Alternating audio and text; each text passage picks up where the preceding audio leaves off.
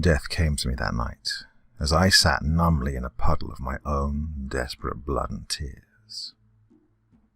And when I saw him, a tall entity cloaked in a robe so black it reached past the depths of darkness, I felt inside my heart. I'd been upset, not about one thing in particular, but multiple things. I'd made so many mistakes that trying to put myself back together had become harder than reassembling a broken eggshell. A year earlier, I'd lost the most important person in my life, the only girl I truly loved, Penny. I could only blame myself. I spent the past year blaming myself for betraying her trust. She'd found a new guy, a better guy than I am, one that bought her flowers, took her out on fancy dates, was loyal to her. And all that reminded me of how many chances I used to have to do all those things for her. 6 months earlier, the guilt and pain got to me, tore at my soul. And to numb the pain, I took sleeping pills with alcohol every night, dreading the moment I'd wake up to another sunny, lonely day. 4 months earlier, I lost my job and my scholarship because the depression and substance abuse kept me rooted to the spot. I didn't want to have to face a world where I'd have to watch everyone else swim as I'm slowly sinking. 3 months earlier, I lost my friends and family as well. I'd become distant and emotionless. I turned down invites, didn't show up for holiday get-togethers, blew up on anyone who told me I needed help. I was in chaos, and I could only blame myself. 1 month earlier, I'd bought the small, rectangular case of razors, adding self-abuse to the substance abuse. I'd feel the smallest release when I felt the sharp sting and saw the deep red flow down my wrist. And that night, I called my ex-girlfriend, slightly tipsy, but truthful all the same. I told her I loved her. I begged for another chance. I cried harder than I'd cried in months, just at the sound of hearing her voice. She told me one thing, and one thing only. I don't love you anymore, Calvin, and I never will. She hung up the phone immediately after, and all I could do was stare blankly at the corner of the room. But as everything hit me at once, it hit me harder than a car going full speed. I didn't hesitate. I swallowed the rest of my sleeping pills, gulped down the remaining vodka straight from the bottle, and I used those razors to cut deeper than I'd ever cut before. So, here I sat, hopeless and alone. But I wasn't alone. I'd looked down at my bloody wrist for mere seconds, and when I looked back up, he was there. A normal person would have been hysterical and afraid, but I wasn't normal anymore. I wasn't surprised he was there. No, I welcomed it. Calvin. He spoke in the most baritone voice I'd ever heard, lower than the voiceovers on every movie preview, and he said that one word with a disapproving sigh. The way he said it made me feel like a kid again, as if I'd done something and lied about it. But I wasn't lying now. The proof was in the mess that was myself at that moment. I sobbed shakily. I'm sorry, I said. For whatever reason, I felt like I had to apologize, so I did. You've spent a long time being sorry, Calvin. But not once did you say sorry to yourself. A crease formed in between my eyebrows as I mulled over what he'd just said. It came to me slowly. He wanted me to see that my only enemy was myself. Do you give all the souls you come across helpful advice? I thought you were deaf, not a psychologist. I raised an eyebrow at him, still unnerved by the fact that I was looking into an endless black hole where his face should be. He forced a deep, short laugh. No. Mostly just the ones like you that take it into their own hands to decide fate. It's not up to you, Calvin. So, you give advice to suicide victims? What does that mean? He sighed again, as if he'd explained this thousands of times before. Well, I'm sure he had. It means you don't get to decide this. It means I'm giving you another perspective. I stood up, curiosity hanging on every word. What perspective would that be? The only way I see things is that I'm a horrible, crap excuse for a human being. So why be afraid of dying when I'm more afraid to live? I had to do this. I needed to do this.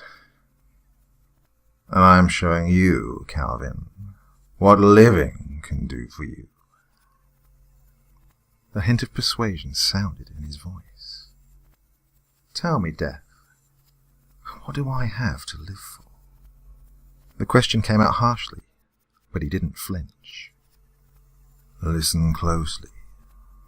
What if I told you that you'd make it through this depression? Not fully healed, but controlled by medication and therapy. What if I told you that because you'll overcome this depression, you'll get another job? And the job will pay for the education you dissed. When you're done with that education, you'll be admired. Admired by your friends, your family, and, most importantly, your ex-girlfriend. They'll see the greatness in you that you know you have. They'll be proud of that change. You won't be able to look at a bottle of vodka without feeling sick. And what if I told you that your career will pay for the expensive ring you'll use to propose to your one and only? And you'll be able to give her all the flowers and dates and loyalty you'd failed to give before. Most importantly, what if I told you you'd be able to give her a dream wedding as well? And give her 2 beautiful children, a girl and a boy. What if I told you you'd be missing out on life by choosing to give up? Tears rimmed my eyes opaquely. I can be happy again? I asked hopefully, afraid of what the answer might be. But his answer was the biggest relief I'd ever felt. Yes, you can be happy again. I wiped my wet cheeks and cracked a trembling smile. Well, I'd say I want to live. Then, I am no longer needed. The finality in his voice diminished the tension I'd felt before. As I grinned wider, I let out a half cry, half chuckle. Thank you. Thank you so much. Now, go to the hospital, get your stomach pumped, and seal up your wounds. Goodbye. And in a flash, the black void that was him had vanished. For days afterwards, I couldn't get rid of that smile. The nurses and doctors that helped me were puzzled by it. A man being treated for a suicide attempt is this happy? I knew to them there was nothing right about it. But I hadn't felt right in my whole life. Because of my obvious mental health issues, I stayed in the mental ward for a month after I healed physically. Just like Death said, I still had the memories of my depression. But it was nothing the therapy and medication couldn't fix. After I was released, I found a job at a call center that paid slightly more than minimum wage. It wasn't the best of jobs, but I was surely glad to have it. I saved money for a few months and started going to school again in the fall. I was working on a business degree. My friends and family were there to watch me graduate, and I'd never felt more thankful. Finally, I was making people proud again. I wasn't failing. I didn't even drink that night with the rest of my friends. I didn't want to touch another drop of alcohol. I spent that night with the people closest to me, all seated at a large table at the best restaurant in town. And I'm so glad I chose to do so that night, because our waitress happened to be the girl I missed so badly and still loved. She looked surprised to see me, but she also looked glad. "Calvin," she said, staring at me as if I was her long-lost twin. I wanted to smile too, but I noticed the faint purple under her right eye. It wasn't completely hidden by her beige foundation. She knew I'd noticed, and before I could say anything, she began taking out orders. Concerned, I told my family and friends as they were leaving that I was going to stay and speak to her. They understood, and, after more congratulations, departed. I waited another hour in the twilight-stained parking lot, where I could breathe in the fresh spring breeze. She was one of the first to come out, and she noticed me propped next to the entrance, halting her stride. Penny's face lit up, and there were tears in her eyes. "I knew you'd wait for me, Cal. I knew you were a great guy. I think I've always known you had potential, but I guess I was being my own worst enemy." Those words brought back the tiniest memory of what Death had told me months prior, that I should say sorry to myself, and she needed to do the same. Oh, the past is the past, Penny. No animosity. She looked even more grateful then and reached to hug me. I put a hand on her cheek before she could and gently rubbed the purple under her eye. "Did he do this to you?" I asked, concerned and pissed off. Penny didn't say a word, but her deep brown eyes said it all. He, obviously, was over the accommodating boyfriend role and had started asking too much of her. But I would become everything she needed, and more. I pulled her into a hug and ran my fingers through her long hair. "It won't happen again, love. I'm here now." After that night, things were better than they'd ever been between me and Penny. She'd gotten away from her abusive boyfriend, and together we got him the jail sentence he deserved. We'd spend every moment we had to spare with each other, and it was like we'd never been parted. Even our old inside jokes remained the same. With time, I'd saved enough money to buy her the most beautiful ring I could find, and I proposed to her. Right in the middle of the local high school football field, where we'd met so many years ago. A field, maybe not the best setting for a proposal, but it meant so much to both of us. Flowers filled our house with fragrant smells. I brought home one every day after work. I made reservations every weekend for dates, and no girl could ever mean as much to me as my Penny. The wedding was the one she'd always dreamed of when we were younger. A winter wedding in the snow, everything adorned in blues and whites, and that long-sleeved dress she'd hoped for ever since she saw it in that store window. A year after the marriage, Penny came to me with the best news I'd ever received from her. She was pregnant. We found out it was a girl, and I was every bit the happy father when our Violet came into the world. Dark hair, just like her mother. 2 years later, we had our son, Jackson. He looked like me, with green eyes and a mop of chestnut hair. Violet was over the moon about having a younger sibling. Life was amazing. It was everything Death had told me it would be, and more. I chose life the last time I saw him, and life chose me. Now, you can imagine my shock the day I found him standing in front of my work desk. I'd been tapping away on my computer, focused on nothing but my work. He broke that trance.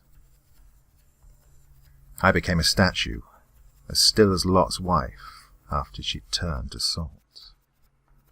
After seconds of this vacant stare-off, I broke the stillness. Why? He sighed, much like he had the night we'd met. That disapproving sigh, but now with a bit of apprehension. Something has occurred, Calvin. Something bad. My heart beat swiftly against my ribs. I stopped breathing. What do you mean, bad? A million things raced through my head at once. My family, my friends, myself. Did something happen to them? Was something going to happen to me? You remember Hale, don't you, Calvin? Hale, the piece of crap I'd put in jail.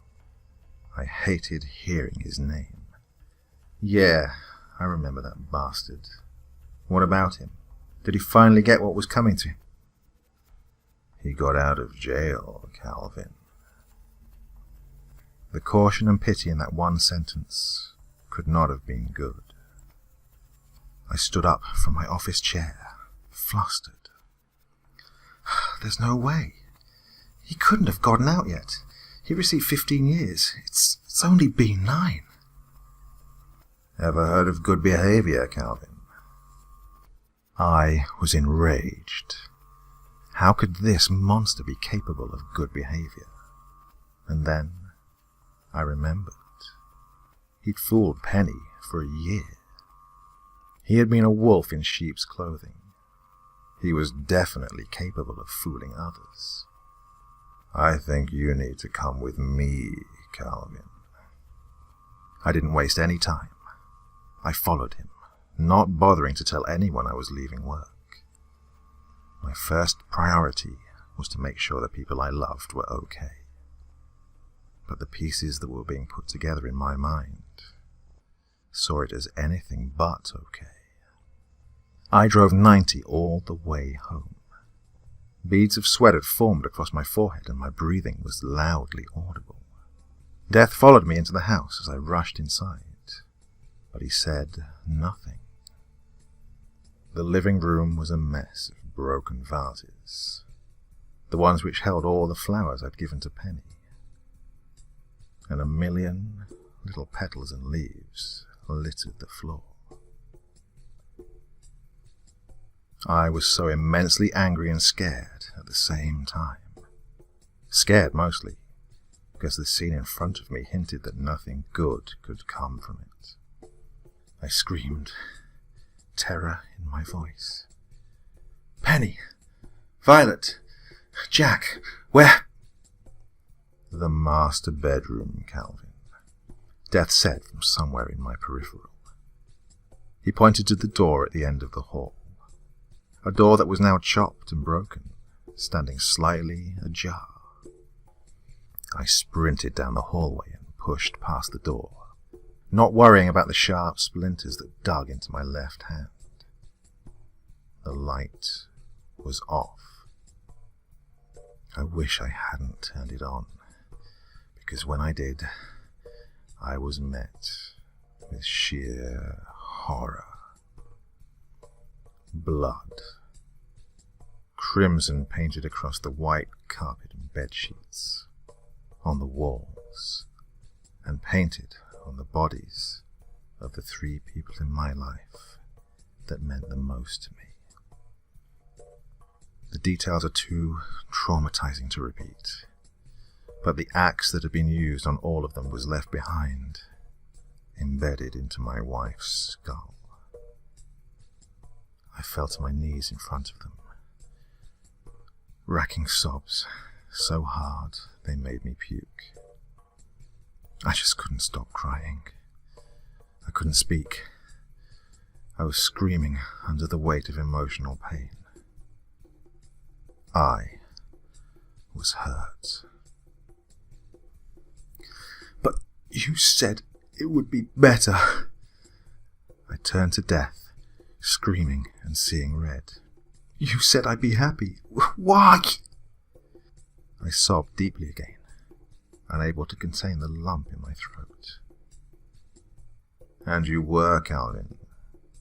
You were happy for several years. But with a life comes chances, good ones and bad ones.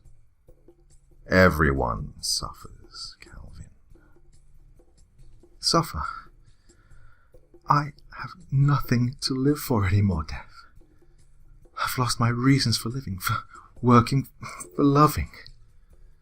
That's more than suffering.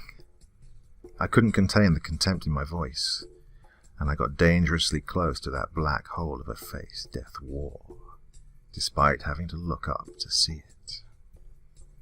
You're wrong again, Calvin. I'm here not only for your family, as I do have to do my job. He lifted his bony hands in surrender. But I'm also here for you. What? You already know I'm planning to kill myself once again, psychologist. I spat at him, hot rage drenched in every word. Actually, yes, I knew you'd try. You'll go get the pistol from the top shelf of your closet and blow your brains out. You'll do it in a few hours in this very room. But I have another perspective for you. My mouth hung ajar. He knew my plans, knew where the pistol was that I kept for protection. But I couldn't be too surprised. After a moment, I crossed my arms and glared. Oh, another perspective for me, huh? What? What could possibly make me choose life this time? A life that isn't worth living. For the first and last time, Death laid a hand on my shoulder, and although I couldn't see his face, I knew he was looking me right in the eyes. You must live, Calvin, because Hale must die, and you're the one who'll make it happen. I thought I heard his lips part into a smile, if he had lips. Death made it clear once again for me. What do you say, Calvin? I smiled then too, what must have appeared to be a sick, sinister grin, but a grin all the same. I'd say, I want to live.